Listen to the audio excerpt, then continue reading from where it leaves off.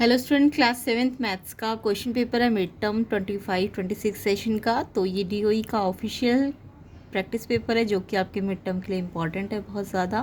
तो इसे अच्छी तरह से प्रैक्टिस करना है। तो सेवेंथ मैथ्स का मिड टर्म के लिए तो और भी आपको प्लेलिस्ट के अंदर मिल जाएंगे लेटेस्ट क्वेश्चन पेपर PYQs, तो उसको भी आप अच्छी तरह से प्रैक्टिस कर सकते हैं। लिंक डिस्क्रिप्शन में है।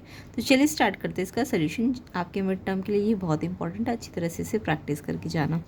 फर्स्ट क्वेश्चन देखिए इसका, on the number line the value of -4 × 4 lies on right hand side of. तो यहाँ पे आपको बोला नंबर लाइन में -4 × 4 राइट हैंड साइड किसकी है। तो -4 × 4 को पहले आप सॉल्व करके देखिए कितना आता है। तो देखिए -4 × 4 16, 4 4 जा 16 एंड माइनस एक है ना मल्टीप्लाई में, तो एक माइनस लग जाएगा। अगर दो माइनस होते तो प्लस हो जाता, बट अगर एक ही माइनस है तो माइनस का साइन आएगा। अब -16 आपको देखना है कि किन नंबर्स के राइट साइड पे है। तो -17 के देखो -16 इधर आएगा, और माइनस में आपको पता है जितना नंबर बड़ा होता जाएगा तो वो लेफ्ट साइड पे आएगा। तो -17 के राइट साइड पे है ना -16, यस ये वाला करेक्ट है। -17 के राइट साइड में ही तो है -16, तो यही तो पूछे किसके राइट साइड में है, राइट हैंड साइड में। तो -17 के राइट हैंड साइड पे ही तो है ये, तो यानी आंसर -17 है। अगर आप इसमें -4 को देखो तो -4 तो माइनस में, तो -4 तो आपका देखो -4 राइट में, -16 थोड़ी ना राइट में है -4 के। तो -16 किसके राइट में है, -17 के। यानी कि ये किससे बड़ा है, राइट हैंड साइड में कौन सा नंबर होता है जो बड़ा नंबर होता है, तो ये -17 से बड़ा होता है ना -16।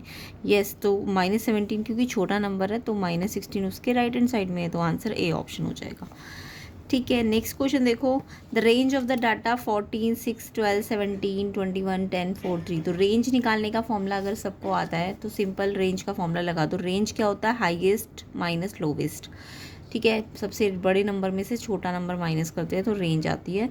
तो यहाँ पे सबसे बड़ा नंबर आपका 21 है और सबसे छोटा 3 है ना। तो यहाँ पे 21 में से 3 को माइनस करके 18 आंसर आ जाएगा, ऑप्शन सी। तो बहुत ही सिंपल क्वेश्चन है, आता होगा रेंज सबको। नेक्स्ट क्वेश्चन देखिए, which of the following equation can be form using the expression x=5। तो x=5 से कौन सी इक्वेशन है जो बन रही है। तो x=5 ना आपको इक्वेशन के लेफ्ट हैंड साइड पे रख के देखो, अगर राइट हैंड साइड से मैच कर गया तो यानी ये उसका सोल्यूशन है या उसकी इक्वेशन है, अदरवाइज नहीं है। तो पहले वाले में 2x + 3 = 13 में अगर x की जगह 5 रखोगे तो 2 5 = 10, 2x मल्टीप्लाई हो रहा है ना, तो 2 5 = 10 + 3 13, तो 13 आ रहा है ना। तो फर्स्ट पे रख के ही मेरा जब मैंने x की जगह क्या रखा, फर्स्ट ए वाले में x की जगह अगर 5 रखा तो ये 2 और x मल्टीप्लाई हो रहे, बीच में कोई साइन नहीं है। तो 2 5 = 10 एंड प्लस का 3, तो 10 और 3 कितना आ रहा है, 10 और 3 आपका कितना आ रहा है, 10 और 3 13 ही तो आ रहा है। 10 3 कितना आ रहा है, 13 आ रहा है। तो ये 13 राइट हैंड साइड में है ना, तो लेफ्ट हैंड राइट साइड अगर मैच कर रही है तो ये इस इक्वेशन का आंसर है। ऐसे ही आप किसी और पे भी रख के देख सकते हो, अगर इस पे नहीं आ रहा तो आप इस पे रख के देखना, इस पे रख के देखना, जिस पे ये लेफ्ट हैंड साइड और राइट हैंड साइड मैच हो जाए उसका ये आंसर है। ओके, तो अभी फिलहाल ए ऑप्शन इसका आंसर है। नेक्स्ट क्वेश्चन बोला, if the complement of an angle is 79, तो एंगल क्या होगा। तो कॉम्प्लीमेंट जब भी पूछे किसी एंगल का तो आपको उसे 90 में से माइनस करके दूसरा एंगल निकाल लेना होता है। तो 90 में से 79 को माइनस कर दो तो 11 डिग्री, यानी 79 11 का क्या होता है, कॉम्प्लीमेंट होता है। तो जब भी कॉम्प्लीमेंट बोले तो 90 से माइनस करना, सप्लीमेंट बोले तो 180 से माइनस करना, याद रहेगा ना। तो अभी कॉम्प्लीमेंट बोला तो 90 से माइनस करना है, आंसर 11 ए ऑप्शन आ जाएगा। नेक्स्ट क्वेश्चन पे आते हैं। नेक्स्ट क्वेश्चन नंबर 5 होगा, फर्स्ट का ही 5th पार्ट है ये। विच of the following is not the additive inverse of x. X का कौन सा एडिटिव इनवर्स नहीं है, नॉट वाला पूछा है, ध्यान से पढ़ो, नॉट द एडिटिव इनवर्स। तो एडिटिव इनवर्स सबको पता है कौन सा होता है। एडिटिव इनवर्स मतलब एक्स का साइन चेंज कर दो, एडिटिव इनवर्स में साइन चेंज करते, तो अगर ये एक्स प्लस में है तो इसका एडिटिव इनवर्स -x होगा। बट यहाँ पे एडिटिव इनवर्स नहीं पूछा, नॉट पूछा है ना। तो अभी मैंने आपको बताया एडिटिव इनवर्स एक्स का पूछा है तो एक्स का साइन बदलो, तो -x होना चाहिए। तो -x देखो, बी में भी आपका x को -1 से मल्टीप्लाई करके -x बन रहा है, सी वाला तो -x ऑलरेडी दिया हुआ है, डी वाला x को डिवाइड करोगे -1 से तो -x आएगा। तो ये तीनों तो -x दे रहे हैं, यानी ये तो एडिटिव इनवर्स दे रहे हैं। आपको तो नॉट वाला पूछा है तो फर्स्ट वाला ए वाला देखो, इसमें माइनस यहाँ भी और यहाँ भी, दो माइनस माइनस जब मल्टीप्लाई हो तो प्लस हो जाते हैं, दो माइनस के साइन है अगर तो मल्टीप्लाई में प्लस हो जाते हैं। तो ये +x दे रहा है, तो एडिटिव इनवर्स x का तो माइनस एक्स होना चाहिए, तो ये तीनों माइनस एक्स दे रहे, तो ये आंसर नहीं, आपको नॉट वाला आंसर पूछा है, तो नॉट वाला आंसर ये है, ठीक है, क्योंकि ये नहीं दे रहा है एडिटिव इनवर्स, तो आपको नॉट वाला पूछा है। ओके, तो ए ऑप्शन इसका आंसर है, बाकी सारे इसके एडिटिव इनवर्स शो कर रहे हैं, ठीक है। नेक्स्ट क्वेश्चन देखिए, नेक्स्ट क्वेश्चन है आपका सरकमफ्रेंस, आपको बोलिए सरकमफ्रेंस, बोलिए सर्कल की क्या होती है। Circumference of circle is always 3 time होती है रेडियस का, 3 टाइम होती है डायमीटर का, या फिर लेस देन 3 टाइम होती है डायमीटर का, या मोर देन 3 टाइम ऑफ होती है डायमीटर का। तो यहाँ पे अगर आपको सरकमफ्रेंस ऑफ सर्कल के फॉर्मूले आते हैं कि सरकमफ्रेंस का फॉर्मूला अगर रेडियस के रिस्पेक्ट में बोले तो 2πr होता है, और अगर डायमीटर के रिस्पेक्ट में बोले तो देखो 2 into r, radius 2 into r क्या होता है, डायमीटर होता है ना, तो पाई इंटू डायमीटर सरकमफ्रेंस हो जाएगी, है ना। तो पाई की वैल्यू 22/7 और डी, अब ये 22/7 को 7 से डिवाइड करोगे तो ये 3.14 समथिंग आएगा, तो यानी सरकमफ्रेंस डायमीटर का 3.14 टाइम्स है, यानी 3 टाइम्स से ज़्यादा है ना, 3.14 टाइम्स ऑफ डी, तो यानी कितना ज़्यादा, डायमीटर का 3 टाइम्स से ज़्यादा है, क्योंकि 3.1 आ रहा है ना, तो 3 टाइम्स से ज़्यादा है, तो यानी कि आंसर क्या है, ऑप्शन डी की मोर देन 3 टाइम्स है किसका, डायमीटर का। तो आपको डायमीटर वाला फॉर्मूला पता है ना, पाई इंटू डी, तो ये 3.14 यानी 3 से ज़्यादा है ना, तो 3 टाइम्स से ज़्यादा है ये डायमीटर का, डी ऑप्शन आंसर है। नेक्स्ट क्वेश्चन देखिए, out of the following which is a 3D figure. 3D figure मतलब जिसमें आपकी 3 डायमेंशंस होती है, जैसे स्क्वायर है, स्क्वायर के पास 2 डायमेंशन होती है, लेंथ और ब्रेथ, यानी साइड इंटू साइड, है ना। और स्फेयर आपका 3D होता है, क्योंकि उसके पास जस्ट प्लेन नहीं होता, वो 3D स्ट्रक्चर होता है। और ट्राइंगल की बात करें तो वो भी आपका 2D स्ट्रक्चर है, एंड सर्कल भी आपका 2D स्ट्रक्चर है, यानी जो पेपर में आ जाए वो तो आपके 2D है, स्क्वायर, ट्राइंगल, सर्कल, है ना, क्योंकि उनके पास 2 ही डायमेंशन होती है। स्फेयर के पास 3 डायमेंशन होती है, इसलिए ये 3D फिगर है। तो स्फेयर क्या होती है, 3D फिगर होती है, ऑप्शन बी आंसर है 7th का। नेक्स्ट क्वेश्चन पे आते हैं, if 2 supplementary angle are in the ratio 1:2 the bigger angle क्या होगा। तो यहाँ पे जब भी सप्लीमेंट्री एंगल बोले तो सम 180 होना चाहिए। ओके, कॉम्प्लीमेंट्री मतलब 90 होता है, सप्लीमेंट्री मतलब 180 होता है। तो जब एंगल्स के रेशो दिए 1:2, तो जब भी एंगल्स के रेशो दियो आप इसे 1x बोल दो, इसे 2x बोल दो, तो ये 1x और 2x और सप्लीमेंट्री, तो इनका सम 180 होना चाहिए। अब 1x 2x इक्वेशन है, तो x सॉल्व हो जाएंगे ना, प्लस हो जाएंगे, तो 3x हो जाएगा, 3x 180। अब x निकालना होता है तो 3 मल्टीप्लाई में है, तो 3 इस साइड जाके डिवाइड में चला जाता है, तो 3 से ये कैंसिल हो जाएगा, 3 डिवाइड कर दो, 3 6 18 0 60 डिग्री। तो आपका x तो 60 डिग्री आ गया, लेकिन आपको बिगर एंगल पूछा है, तो बिगर एंगल 1x थोड़ा ना होगा, 2x होगा ना बिगर एंगल, तो बिगर एंगल 2x है, 2 इंटू एक्स, एक्स कितना आया 60, तो 2 इंटू 60 120 डिग्री आंसर है, ऑप्शन ए। तो बहुत ही इजी क्वेश्चन था ये, तो आई होप सबको आता होगा। तो ऐसे ही प्लेलिस्ट के अंदर और भी PYQs है, लेटेस्ट क्वेश्चन पेपर से अच्छी तरह से प्रैक्टिस करके जाना, एंड इसकी प्रैक्टिस तो मस्ट है, आपको इसे अच्छी तरह से करना है। 9th देखो, the value of y for which the expressions y - 15 and 2y + 1 become equal. तो यहाँ बोला आपको कि ये y - 15 एंड 2y + 1 इक्वल है, तो इक्वल है, तो यहाँ पे इन दोनों को इक्वल के एंड को हटा के इक्वल का साइन दे दो, तो y निकल जाएगा इक्वेशन सॉल्व करके। तो इक्वेशन आई होप सबको आती होगी सॉल्व करनी। तो y - 15 क्या बोला है, इक्वल कर दो 2y + 1 के। अब इक्वेशन सॉल्व करने का मतलब क्या है, y वाले तो एक तरफ करो, नंबर वाले एक तरफ, तो ये 2y है तो प्लस का तो इधर ही रहने दो 2y, ये y इधर आएगा तो ये प्लस का है ना, तो माइनस हो जाएगा, एंड ये अगर यही है तो ये 1 को इधर भेजो, 1 को इधर भेजो, y को मैंने इधर भेजा है ना, तो अब 1 को इधर भेजो, तो -15 तो अपनी जगह पे है, उसका साइन नहीं बदलेगा, 1 इधर से इधर आएगा तो ये प्लस है तो माइनस हो जाएगा, ठीक है। तो y वाले अलग, नंबर वाले अलग, इसको यहीं रखा है तो उसका साइन नहीं बदलना, इसको बदला है उधर ले गए तो इसको y का साइन माइनस हो गया, ऐसे ही +1 को इधर लाए तो -1 हो गया, बट इसका साइन नहीं बदलेगा। अब 2 माइनस माइनस इंटीजर्स आपको आते हैं, 2 माइनस माइनस प्लस करते हैं 16, लेकिन साइन माइनस का लगाते हैं, फिर 2y में से 1y माइनस करके 1y आ जाएगा, तो y की वैल्यू -16 आ जाएगी, ऑप्शन डी आंसर है इसका, ठीक है। नेक्स्ट क्वेश्चन देखिए, तो आंसर क्या है -16। नेक्स्ट क्वेश्चन है, एक वायर है जिसको हमने बेंट किया और एक स्क्वायर बनाया, स्क्वायर की साइड दी है 22 सेंटीमीटर, और फिर बोला कि फिर वायर को हमने फिर से रीबेंट करके एक सर्कल बना दिया, तो उसकी रेडियस कितनी होगी। तो पहले स्क्वायर था और बाद में उसी को हमने सर्कल में रीबेंट किया है, तो यानी कि जो वायर है उसकी बाउंड्री चेंज हो रही है ना, एक बार सर्कल, एक बार स्क्वायर बाउंड्री है और एक बार सर्कल बाउंड्री है, तो बाउंड्री का मतलब सर्कमफ्रेंस या पेरीमीटर से होता है। तो यहाँ पे मेरे को क्या लिखा, कंडीशन क्या दी है कि जो सर्कल की बाउंड्री है यानी सरकमफ्रेंस, वो किसके इक्वल हो जाएगी, स्क्वायर की बाउंड्री यानी स्क्वायर का पेरीमीटर के बराबर। अब सरकमफ्रेंस ऑफ सर्कल होती है 2 इंटू पाई इंटू रेडियस, और पेरीमीटर ऑफ स्क्वायर क्या होता है 4 इंटू साइड, फॉर्मूले आते हैं आपको। तो 4 इंटू साइड, साइड आपको गिवन थी 22। अब आपको रेडियस निकालनी थी तो 2 पाई की वैल्यू रख दो, 22/7 होती है। रेडियस निकालनी है तो ये नंबर्स यहाँ मल्टीप्लाई में है ना, तो यहाँ डिवाइड में चले जाएंगे। कैसे, पहले इन नंबर्स को एज इट इज़ लिखते हैं, ये जो आर निकालना है ना तो इनको भेजना है, तो इनको तो अपनी जगह पे रखना है, तो ये तो ऊपर ही रहेंगे। ये जो नीचे डिवाइड में है ये ऊपर आ गया, और ये 2 इंटू 22 जो ऊपर थे वो नीचे चले जाते हैं, उस साइड डिवाइड हो गया ना, यानी ये ऊपर वाले तो नीचे चले गए और नीचे वाला ऊपर आ गया, तो रेडियस निकल जाएगी। अब ये 2 से कट गया, 2 2 जा, और 22 से 22 कट जाएगा, तो 2 7 जा 14, तो रेडियस कितनी आ जाएगी 14 सेंटीमीटर। तो आंसर है आपका, आंसर क्या है ऑप्शन बी। तो ऑप्शन बी किस ऑप्शन 14 सेंटीमीटर आंसर है इसका, ठीक है। नेक्स्ट क्वेश्चन देखिए, नेक्स्ट क्वेश्चन है area of right angle triangle 30 centimetre square, आपको स्मॉलेस्ट साइड 5 दिया, हाइपोटेन्यूज निकालना है। तो यहाँ पे राइट एंगल के ट्राइंगल का फॉर्मूला लगाना है आपको। तो देखो एरिया ऑफ राइट ट्राइंगल, अगर राइट ट्राइंगल देखो आपको पता है ना एल शेप का होता है, तो राइट एंगल ट्राइंगल में याद रखना ये जो 90 का एंगल होता है ये वाला, इसके अपोजिट हाइपोटेन्यूज होता है, और इसको मान लो ये परपेंडिकुलर है और ये मान लो बेस है ना, एक परपेंडिकुलर होता है, एक बेस होता है, एक हाइपोटेन्यूज होता है। 90 के ये 90 जहाँ भी बनेगा उसके अपोजिट हाइपोटेन्यूज होगा। तो यहाँ पे मेरे को राइट एंगल ट्राइंगल का एरिया गिवन है क्वेश्चन में, और राइट एंगल ट्राइंगल का फॉर्मूला होता है एरिया का half into base into height. Base मान लो ये है, हाइट मान लो ये है।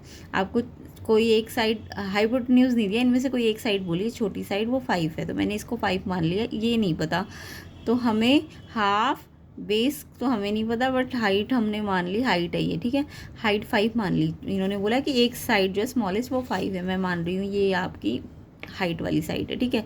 अब बेस आप निकाल लो क्योंकि एरिया गिवन है क्वेश्चन में, तो बेस निकालने के लिए ये बेस निकालना, तो ये तो यहीं रहेगा, ये 5 और 2 यहाँ चले जाएंगे, इस साइड जाएंगे, तो 5 तो मल्टीप्लाई में तो डिवाइड में आ जाएगा, और ये डिवाइड में तो ये मल्टीप्लाई में आ जाएगा।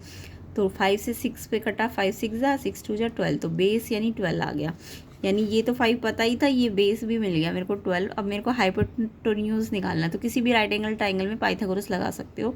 तो पाइथागोरस क्या कहते हैं, जो हाइपोटेन्यूज होता है उसका स्क्वायर बराबर होता है बेस का स्क्वायर प्लस परपेंडिकुलर स्क्वायर।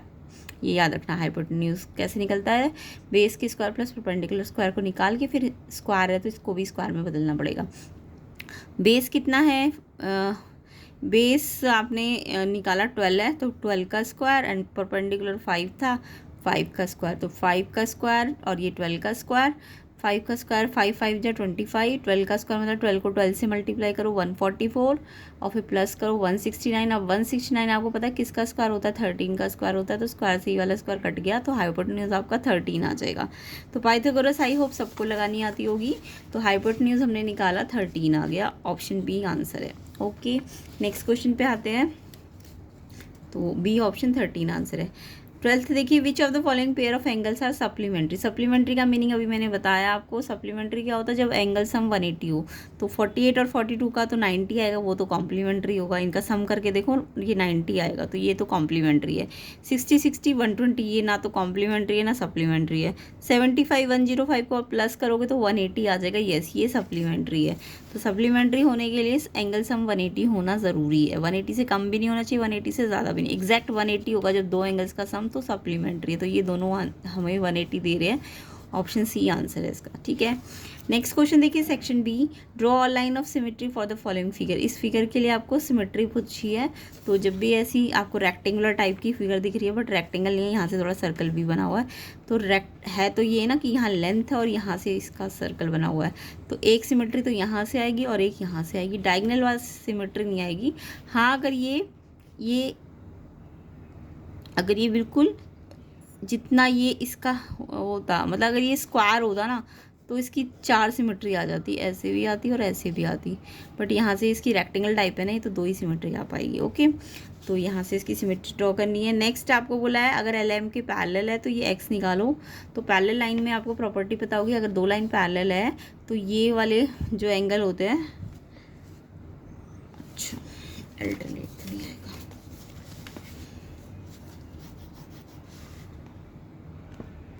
तो देखिए जब भी दो पैरेलल लाइन होती है, ये पैरेलल लाइन है ना, तो ये जो लाइन के अंदर ये वाले एंगल है, अगर ये लाइन के अंदर ये इधर है तो ये इधर, ये दोनों बराबर होते हैं। तो मुझे एक्स यहाँ निकालना है, मुझे ये वाला अगर मिल जाए तो ये दोनों बराबर आ जाएंगे। अब ये कैसे निकलेगा, इसको हमने एंगल 1 मान लेना है। अब हमें पता है ये एंगल 1 और 110 दोनों एक लाइन में है, ये लीनियर पेयर बना रहे हैं। तो लीनियर पेयर का मतलब समझते हो ना, एक लाइन में जब दो एंगल होते हैं तो वो लीनियर पेयर बनाते हैं। तो ये दोनों लीनियर पेयर बना रहे हैं, तो 1 और 110 180 होगा, ये लीनियर पेयर है, ठीक है। तो 1 एंगल निकालने के लिए 110 को माइनस कर दो तो 70 डिग्री आ गया। तो ये 1 एंगल मिल गया। 1 ही एक्स के बराबर है क्योंकि अल्टरनेट इंटीरियर है, तो एक्स आपका 70 आ जाएगा। तो इस तरीके से ये क्वेश्चन होगा। नेक्स्ट क्वेश्चन है, express the given statement as an equation. इसमें आपको इक्वेशन को इक्वेशन फॉर्म देनी है। 13 subtracted from twice of a number gives 3। तो 13 आपने सब्ट्रैक्ट करना है, किससे सब्ट्रैक्ट करना है, twice of a number and gives 3। तो ट्वाइस ऑफ नंबर करो पहले उसे, फिर 13 माइनस करो, देन गिव्स 3 बोला है। तो यहाँ पे मेरे को पहले ट्वाइस करना है, 2x, नंबर को x मान लो 2x, एंड उसमें से 13 सब्ट्रैक्ट करना है। फ्रॉम 13 सब्ट्रैक्ट फ्रॉम बोला है ना, तो फ्रॉम वाला पहले आएगा और ये 13 बाद में आएगा, और गिव्स मतलब इक्वल 3 आएगा। फिर इसमें और वाला ऑप्शन भी है, तो सॉल्व करना है इक्वेशन को 10p + 10 = 100। तो इक्वेशन सॉल्व करनी आई होप सबको आती होगी। पहले तो p वाला टर्म यहीं रहेगा, 10p तो यहीं रहेगा, नंबर के पास चला जाएगा। तो ये +10 है ना, तो ये +10 इधर जाके -10 हो जाएगा, बट इसका साइन ऐसे ही रहेगा। अब ये 100 - 10 90 होता है, जो भी बड़ा है उसका साइन प्लस का, तो प्लस का साइन आ गया। अब p निकालना है, तो ये 10 मल्टीप्लाई में है तो ये डिवाइड में आ जाएगा। पहले प्लस वाला 10 माइनस होगा, फिर ये मल्टीप्लाई वाला डिवाइड हो जाएगा।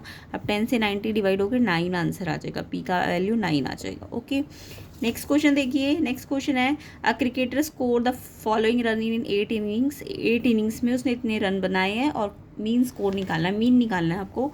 तो मीन आई होप सबको फॉर्मूला आता होगा, सम सारे ऑब्जर्वेशंस का एंड नंबर ऑफ ऑब्जर्वेशन से डिवाइड करना है। तो सम मतलब इन सारे ऑब्जर्वेशंस को आपको प्लस करना है, और फिर 8 नंबर है ना, 8 इनिंग है तो 8 काउंट भी कर लो, इसको 8 है, 0 को भी काउंट करना है क्योंकि एक इनिंग में उसने 0 रन भी बनाया है। तो अगर 0 नहीं दिया होता तो 7 होते, बट अगर 0 दिया है तो ये 0 भी काउंट होगा। 1 2 3 4 5 6 7 8, ठीक है।